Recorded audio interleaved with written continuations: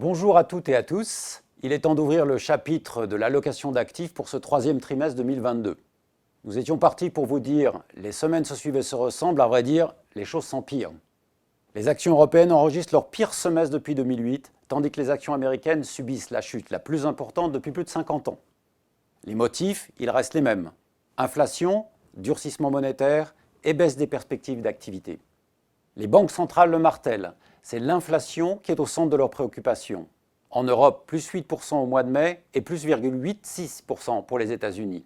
En conséquence, les banques centrales n'hésitent pas à resserrer leur politique monétaire, à l'image de la dernière hausse des taux de la Réserve fédérale, un record depuis 1994. Difficile dans ces conditions d'envisager un atterrissage en douceur.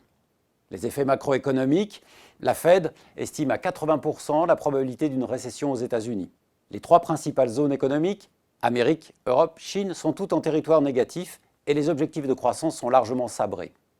Ainsi, le débat macro bascule de l'inflation et de taux plus élevés vers des craintes de récession et possiblement à des baisses de taux en 2023.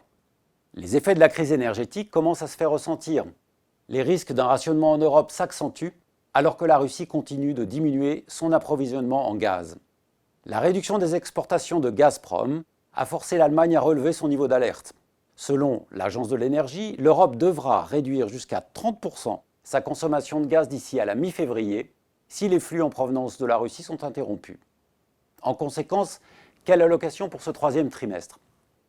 Nous avons clairement une orientation vers les taux qui représentent plus de 50% du portefeuille central, particulièrement le high yield, haut rendement, à plus de 30% grâce à une espérance de rendement supérieure à 9%. Ensuite, un gros tiers d'actions, essentiellement monde, soutenu par une confiance croissante dans un changement de politique monétaire aux États-Unis qui pourrait intervenir rapidement. Enfin, 14% d'immobilier, puisque l'inflation est largement répercutée dans les loyers qui sont indexés et la solvabilité des clients est aujourd'hui sous contrôle. Si nous devions opérer une allocation qui exclurait l'immobilier, alors l'investment grade monde viendrait se substituer à la part d'immobilier. Merci de votre attention. Je vous donne rendez-vous au trimestre prochain pour une nouvelle allocation.